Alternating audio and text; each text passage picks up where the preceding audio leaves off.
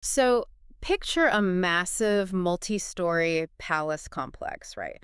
But we're in the Bronze Age. Right, thousands of years ago. Exactly. And you walk inside, and beneath your feet, there is actual piped running water. There are flushing toilets. You're walking past these vast, just labyrinthine storerooms holding enough grain and wine and olive oil to feed an entire city if a famine hits. It's incredible infrastructure. It really is. But as you look around the walls of this staggering architectural marvel, something is completely missing. You won't see a single painting of a king conquering an enemy. Not one. You won't see carvings of war chariots trampling over bodies or, depictions of shackled slaves being dragged away. Which is what you'd expect to see everywhere else at the time. Right. Instead, the walls are covered in these vibrant, fluid frescoes. You've got dolphins playing in the waves, fields of saffron and lilies, and young people gracefully vaulting over the horns of charging bulls. It's just a completely different vibe. Yeah, totally. You are standing in the center of an incredibly wealthy, highly advanced civilization. But here's the catch. You cannot read a single word they wrote. Everything you know about who they were, how they loved, how they worked, what they believed. It all has to be decoded entirely from their garbage, their homes, their art, and the whispered, distorted myths of the people who eventually conquered them. It is, it is arguably the most fascinating blank slate in ancient history. Because we lack those grand, decipherable boasts of conquerors, the kind we rely on so heavily in Egypt or Mesopotamia, we are forced to look at the Minoan civilization of ancient Crete through an entirely different paradigm. We really are. We can't rely on the great man theory of history here. No, because structurally, those great men are just invisible to us. And that completely alters what we are looking for. So today's deep dive is an exploration of the Minoans, but we are analyzing them through a very specific framework provided in our source notes, which is called the Kelly lens. The Kelly lens, yeah. Yeah. It changes everything. It really does. For you listening, this means we are stepping away from the traditional loud metrics of historical success. We aren't looking at battlefield victories or expanding borders or, massive intimidating monuments to tyrants. Right, because that's usually how we measure power. Exactly. But with this lens, instead, we are looking for empathy. We're looking for justice, quiet care, moral steadiness, and the instinct to notice who is being left out. We are examining the actual root systems that keep a society alive. And when you apply that lens to the ancient Aegean, a completely different definition of power emerges. While their contemporaries in the river valleys of the Near East were busy building colossal monuments to codify their king's dominion over the universe and the people, the Minoans built a maritime network civilization. Which is so completely opposite to what we think of as an ancient empire. Right. It was a society inherently based on connection, on this incredibly complex redistribution of resources, and on participating in nature rather than attempting to dominate it. It's a total inversion of what we typically assume a powerful ancient society looks like. And I think to understand that, we have to look at the literal ground they stood on. If Crete doesn't have a Nile or a Tigris River, then their agricultural and political models must have looked completely different right from the start. Oh, absolutely. You really can't separate the society from the terrain. The geography of Crete acts as this massive topographical veto against tyranny. A topographical veto. I love that. Yeah, well, because of the Lesca-Ori Mountains and the Dictee Range, the arable land on Crete is heavily fractured. You don't have sweeping plains. You have these isolated pockets of fertility like the Masara Plain or the Lasiti Plateau, and they are separated by severe rocky uplands. Right. So you simply cannot march a centralized Bronze Age army across that landscape to easily unify the territory by force. Okay, let's unpack this. So the topography itself is highly anti-authoritarian. Exactly. It physically prevents a top-down, Egyptian-style dictatorship because there isn't a single geographic choke point like a massive river that one guy can just monopolize. Precisely. If you control the Nile, you control the harvest. If you control the harvest, you control the population. Right, it's a monopoly. But Crete didn't offer that centralized lever of power. Its geography consists of microclimates. It forces a decentralized reality. A community in a northern valley might have a devastating crop failure due to a localized drought, while another community just 20 miles south, just over a mountain ridge, has a massive surplus. So if Egypt is like a massive, unified corporate monopoly built around a single factory line, the Nile, then Crete, is more like a decentralized web of local startups. That's a great analogy, yeah. And those local startups eventually realized their best asset was the ocean next door. That localized fragility pushed them toward cooperation and maritime connectivity. To survive, they couldn't just sit in their isolated valleys. They had to look outward to the sea. Which means their primary survival mechanism wasn't building a huge standing army to steal their neighbor's grain. It was building a system of exchange. And look at the ocean currents and the prevailing winds of the eastern Mediterranean. Crete sits at the ultimate maritime crossroads. It's perfectly positioned. Right. During the sailing season, the Meltemi winds blow down from the Aegean, pushing ships naturally toward Crete. And from Crete, the currents catch you and carry you south to Egypt or east to the Levant. They were essentially forced by their geography to become the mediators of the ancient world. They generated immense power through island connectivity. Yes, they acted as the vital hub linking Anatolia, the Greek mainland, and the Near East. But dealing with dozens of microclimates, fragmented agricultural pockets, and constant maritime exchange requires an insane level of logistics. I mean, you can't just coordinate that with a few traders meeting on a beach on a Tuesday. No, absolutely not. You need massive systemic organization, and this is where we get to the palaces. Knossos, Phistos, Melias, Zakros. The infrastructure of these centers is genuinely staggering for something built almost 4,000 years ago. The engineering completely challenges our modern arrogance regarding ancient capabilities. I mean, consider the water management alone. Right, the plumbing. Crete experiences severe, dry summers followed by intense winter downpours that cause massive flash flooding. To manage this, Minoan engineers developed highly advanced subsurface drainage networks. They designed terracotta pipes with precisely tapered ends, which created a parabolic interior curve. Wait, really? They were engineering the hydrodynamic flow of the water? Yes. The tapering forces the water to speed up as it moves through the pipe, which actively prevents sediment buildup and keeps the system from clogging during a massive storm. They had pressurized, running water, and flushable latrines. That is just wild. But what's crucial about these palatial centers is that they weren't palaces in the European fairy tale sense. They weren't private exclusive estates for a royal family to hide away in. Right. The sources explicitly describe them as administrative, economic, and religious hubs. They were immense coordination centers, so local farmers would bring their goods, timber, wool, grain, and just thousands of liters of olive oil into the palace. Yeah, the surplus. And these were stored in the West magazines in these giant clay jars called pithoi, which were meticulously tallied. Then the palace would either redistribute those essential goods back out to the population during the winter or load them onto ships to trade for prestige imports like copper from Cyprus or tin from as far away as Afghanistan. To use an analogy, imagine if your local regional logistics hub was also your city hall, your central bank, and your cathedral all rolled into one. Wait, so if these palaces are taking in everyone's grain and oil and redistributing it, are we basically looking at an ancient Bronze Age Amazon fulfillment center, just with more frescoes and less cardboard? I mean, yes. That's actually a brilliant way to look at it. They didn't just store the grain. They performed the sacred harvest rituals in the central courts of the exact same buildings. The architecture itself was a living machine designed to seamlessly integrate belief, politics, and the economy. Which means their ultimate innovation wasn't a terrifying new weapon of war or a faster chariot. It was organization. The sources call it civilization as choreography. It is the perfect phrase for it. And when we apply the Kelly framework here, this focus on empathy, steady maintenance, and root systems, we see that the real power of Minoan society lay in its administrators. Not the kings. Right. The heroes weren't guys with swords. The heroes were the scribes, meticulously tallying the olive oil yields to ensure nobody starved during a bad winter. It's the artisans weaving the cloth, the sailors charting the stars, the engineers calculating the flow rate of a terracotta pipe. They are the root system. But that leads to the massive, unavoidable historical void in all of this. We know the mechanics of the system. We can look at the storage magazines. But we don't know who was sitting at the top of the organizational chart. The writing, linear A, is completely undeciphered. And that undeciphered script is both incredibly frustrating and incredibly revealing. Linguistically, we know linear A is a syllabary, meaning its symbols represent syllables rather than single letters or whole words, because of the sheer number of distinct characters they use, roughly around 100. Okay. We can actually look at the clay tablets, and even though we cannot read the language, we can understand the mathematics. Because they used a recognizable tally system for accounting, right? Exactly.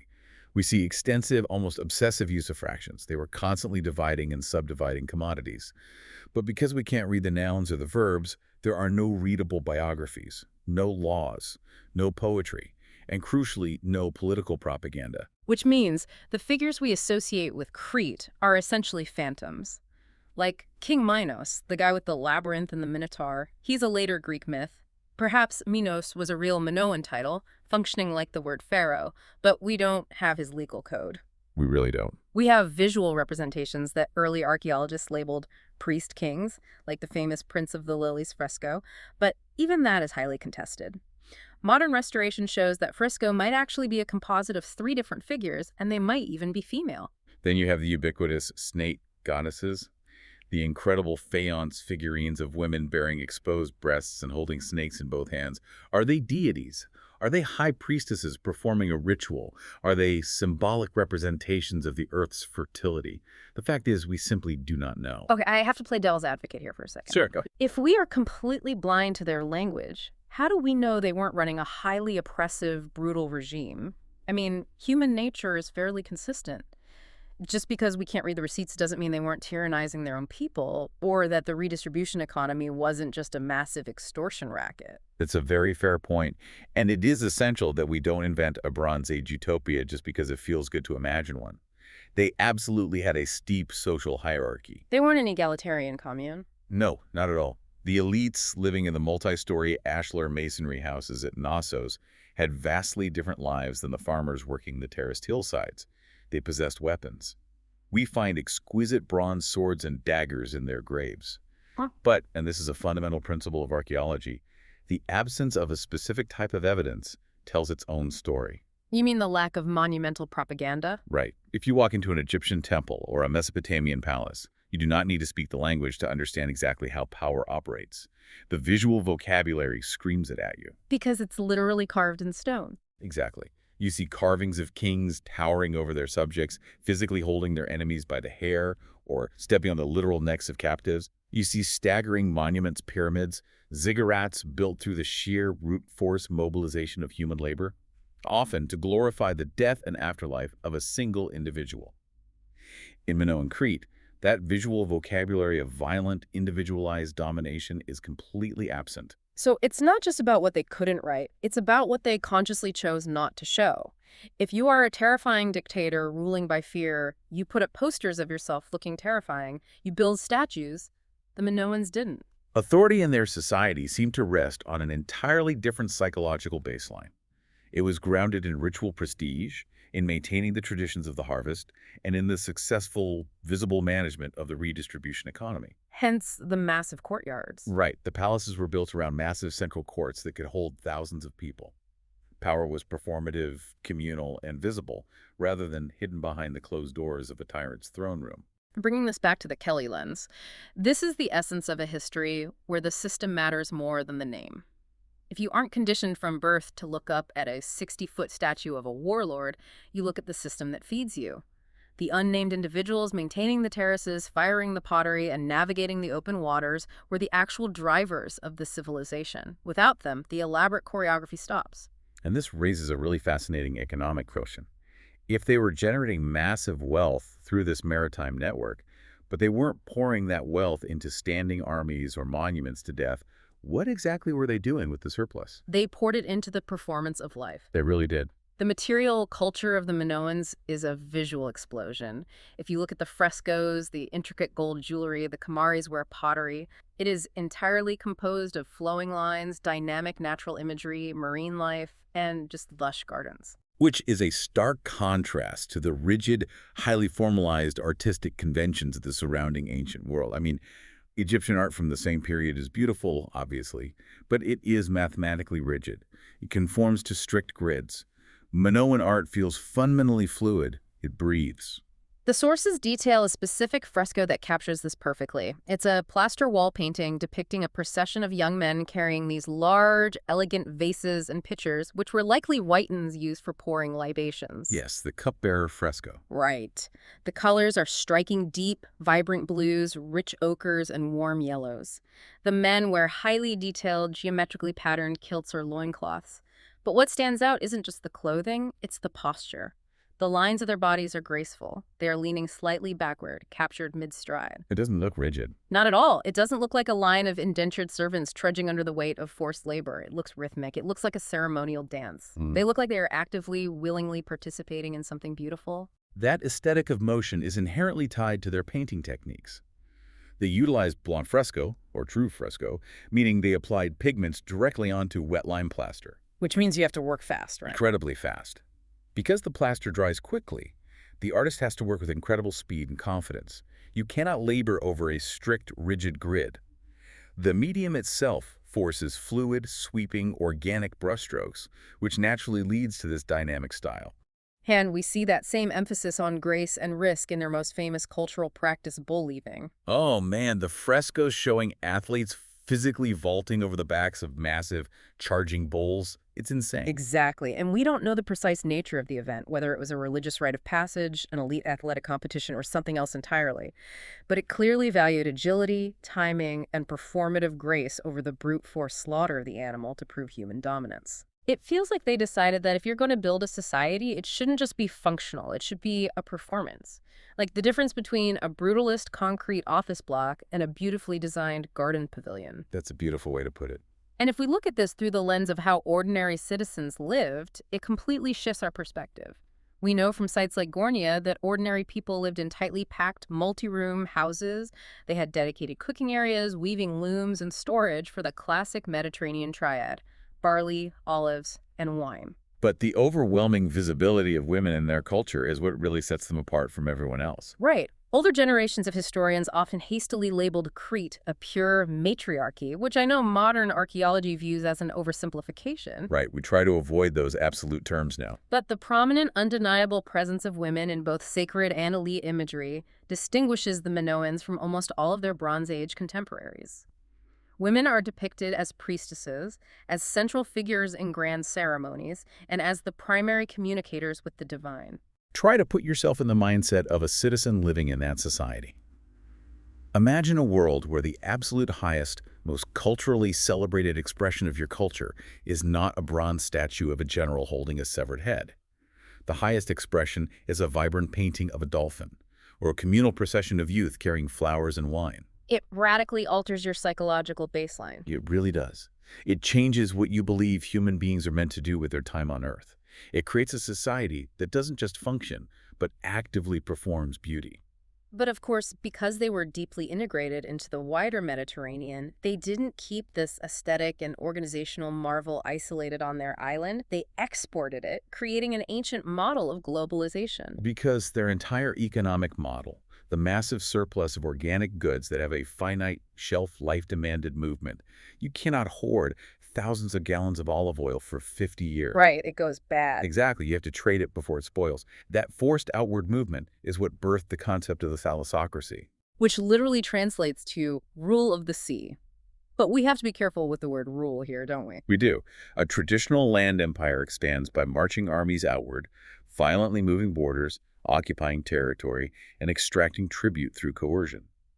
A thalassocracy expands its influence through trade routes, cultural gravity, and economic dependency. So they weren't the central processors of the ancient world. They were the fiber optic cables connecting everyone else. Egypt and Mesopotamia were these massive, resource-heavy mainframes, but the Minoans were the bandwidth. That is an excellent way to conceptualize it. If we look at their relationship with Egypt, we see mutual recognition between two highly complex societies. In the tombs of Egyptian nobles in Thebes, there are paintings of Minoan envoys whom the Egyptians called keftiu, bearing gifts of elaborate Minoan pottery and textiles. And they aren't shown as conquered people. No, the Egyptian records do not depict the keftiu as conquered subjects or barbaric outsiders paying tribute. They are depicted as respected trading partners bringing luxury goods. And their reach extended across the Aegean and into the Levant. They established a massive logistics web to solve a very specific metallurgical problem. Bronze, which is obviously the foundational technology of the era, is an alloy of copper and tin. Crete doesn't naturally possess vast, accessible quantities of either of those. Which means the survival of their agricultural and building sectors depended entirely on importing these metals. They had to source copper primarily from Cyprus and tin from incredibly distant trade networks stretching into Anatolia or even further east. Which is a massive logistical headache. Oh, massive. To secure these supply chains, they established cultural outposts and deep economic ties across the Aegean islands, places like Akrotiri on Thera or Phalikopai on Melos. Minoan art, architecture, and administrative tools spread organically to these islands because everyone wanted to plug into the Minoan economic network. But this is where the strategy seems incredibly risky to me. If your entire empire is just a web of relationships, if you are relying on being everyone's favorite trade partner, what happens when a mainland warlord decides he doesn't care about your beautiful pottery and just wants to violently take your bronze and your grain? Weren't the Minoans just sitting ducks on an unfortified island? It's the obvious strategic vulnerability, yeah. But the archaeological record shows they were not naive pacifists. They understood danger. As we discussed, they forged high-quality bronze weaponry. Toward the later periods, we do see evidence of more fortified structures. But their grand strategy was vastly more sophisticated than just building thicker walls. What was it then? Their strategy was deterrence through systemic indispensability. Oh, make yourself so crucial to the supply chain that nobody can afford to attack you. Exactly. They made themselves the indispensable middlemen of the Bronze Age economy. If a warlord in the Peloponnese decides to burn down Knossos, he might get a quick haul of gold and grain. But the very next year, he won't be able to source the tin he needs to arm his own soldiers, because the Minoan fleet is the only entity capable of securely moving that tin across the sea. So destroying the Minoans would mean collapsing your own regional economy. Right. It was in everyone's best interest to protect the network. Applying our Kelly lens one more time, this reveals a profoundly different type of strength. It is the quiet power of the bridge builder. By creating safe harbor environments, acting as a reliable cultural anchor, and prioritizing economic relationships over military domination, they achieved a stability that armies rarely manage. They didn't declare, "We will rule you." Their entire infrastructure declared, "We are the only ones who can connect you." Which is an incredibly effective, highly resilient strategy, right up until the system experiences a catastrophic shock that falls entirely outside the realm of human politics or economics. And here is the tragic turn of our deep dive. Being the linchpin of an intricately connected, deeply interdependent system makes you powerful, but it also makes you uniquely vulnerable to a cascade failure. If you sever one major artery in a highly optimized network, the whole body goes into shock. The fall of the Minoans is heavily debated, but the consensus points to exactly that kind of systemic unraveling. There was no single evil emperor who plotted their demise. It began with an environmental cataclysm that the network simply couldn't absorb. Around 1600 BCE, we see the eruption of Thera.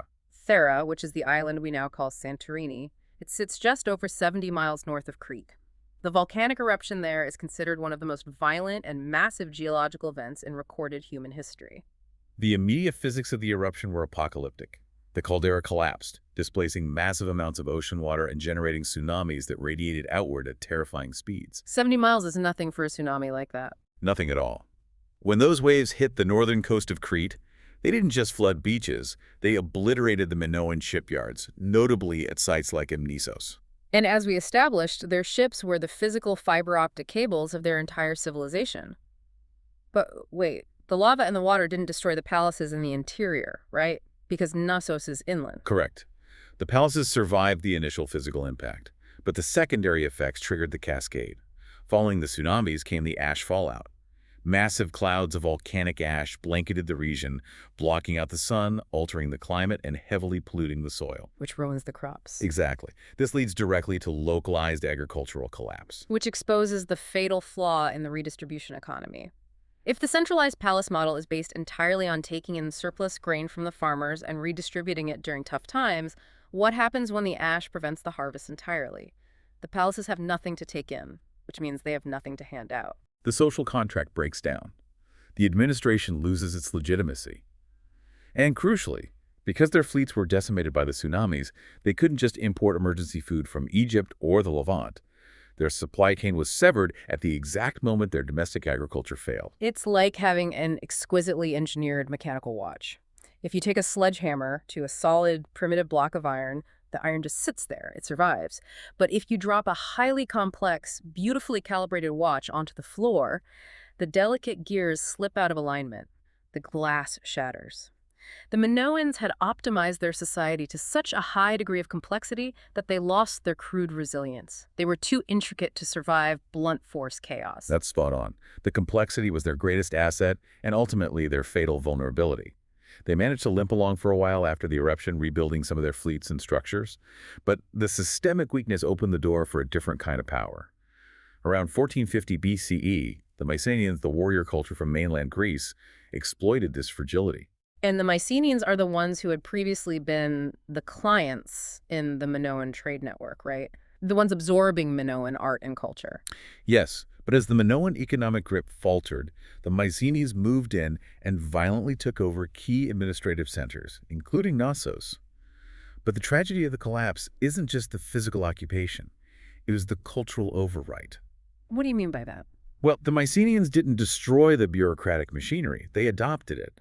They took the undeciphered Minoan script, Linear A, and adapted it to write their own early Greek language, which we call Linear B. Oh, wow. So they kept the hardware, but they completely wiped and replaced the operating system. Exactly. And when you read the translated Linear B tablets from the Mycenaean period on Crete, the soul of the culture is gone. You no longer see the fluid, network-based, ritual-heavy administration. The Mycenaean tablets are heavily focused on military inventories, weapons, chariots, and rigid control of labor. It's all about war now. Right.